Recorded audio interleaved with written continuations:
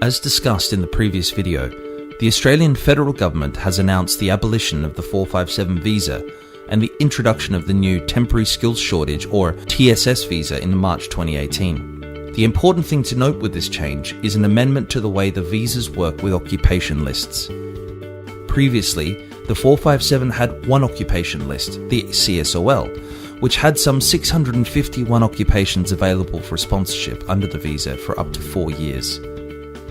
Under the new TSS visa program announced by the federal government, the visa will be split into 2 streams and have 2 new lists: the Short-Term Skilled Occupation List or STSOL and the Medium to Long-Term Strategic Skills List or MLT-SSL.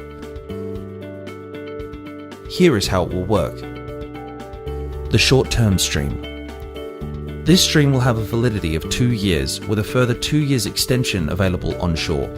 This stream will allow occupations from the STSOL to be used, with some further occupations available if in regional areas. There will be a mandatory English language test requirement with scores of equivalent to IELTS 5 with no lower than 4.5 in any component. There will also be a requirement to satisfy immigration that the applicant is a genuine temporary entrant, a system commonly used for student visas. The Medium to Long-Term Stream.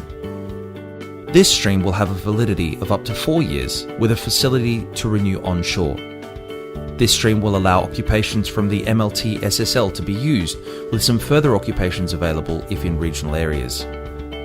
This stream will also create a pathway to permanent residency after holding the visa for 3 years. There will be a mandatory English language test requirement with scores of equivalent to IELTS 5 with nothing lower than 5 in any component. There will also be a lot of common criteria for both of the streams, such as there will be a requirement for at least 2 years relevant work experience before the applicant will be eligible to apply. There will be a mandatory labour market testing or LMT requirement unless an international obligation applies.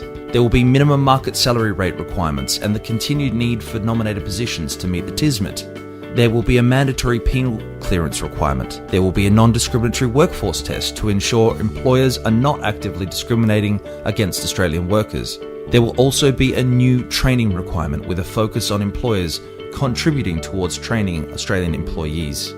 These changes affect the pathway to permanent residency, commonly a desire for holders of temporary work visas.